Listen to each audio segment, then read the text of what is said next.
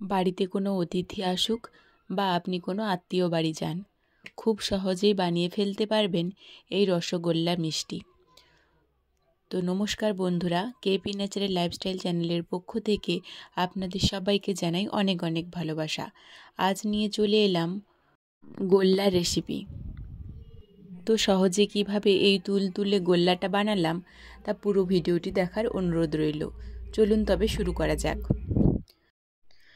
প্রথমে আমি কড়াইয়ের মধ্যে 1 লিটার দুধ নিয়ে নিয়েছি। আমি এখানে খাঁটি গরুর দুধ ব্যবহার করেছি, আপনারা চাইলে প্যাকেট দুধও ব্যবহার করতে পারেন। দুধটা ভালো করে আমি গরম করে নিয়েছি। এই অবস্থায় আমার এবার ছানা কাটানোর পালা।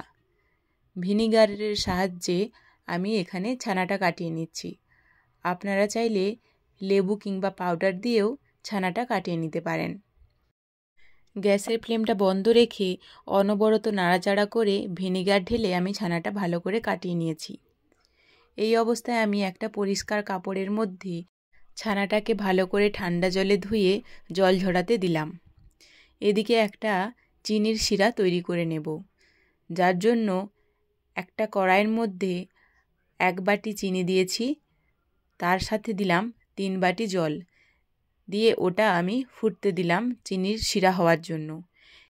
এদিকে আমি একটা থালার মধ্যে জল ঝরানো ছানাটিকে নিয়ে ভালো করে স্মুথভাবে মেখে নিচ্ছি।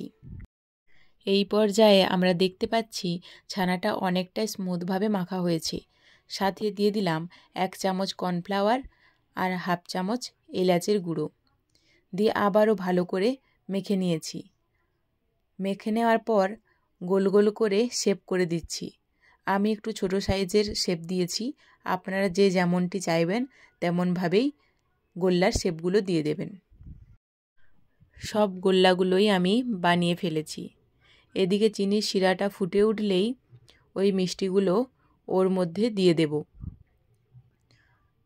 সব মিষ্টিগুলোই একে একে ওর মধ্যে দিয়ে দিলাম। এই সময় গ্যাসের ফ্লেমটা সব সময় হাই রাখা দরকার। গ্যাসের ফ্লেমটা হাই রেখে উপর থেকে ঢাকা দিয়ে দিলাম। 10 মিনিট পর আমি ঢাকনাটা খুলে দেখলাম, আপনারা নিজেরাই দেখতে পাচ্ছেন, দেখুন মিষ্টিগুলো ফুলে কতটা সুন্দর হয়েছে। অর্থাৎ মিষ্টিগুলো আমার একদমই রেডি। এবার পরিবেশনের পালা। একটা গোপন কথা আপনাদের বলে রাখি, সেটা হচ্ছে রসগোল্লা আমরা সবাই জানি মিষ্টির মধ্যে এক অন্যতম মিষ্টি।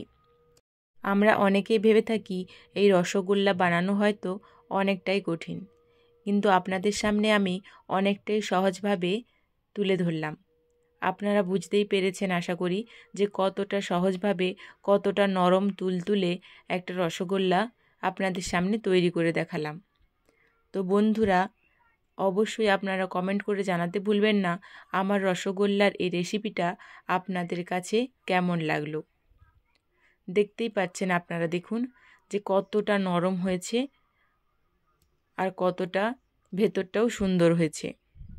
ভালো লাগলে অবশ্যই পাশে থেকে লাইক কমেন্ট শেয়ার করবেন। কত সুন্দরভাবে আপনারা দেখুন কেটে যাচ্ছে, নরম তুলতুলে হয়েছে। তো অবশ্যই কমেন্ট করে জানাতে ভুলবেন না যে রেসিপিটা কেমন হয়েছে। আজ তবে আসি, ধন্যবাদ।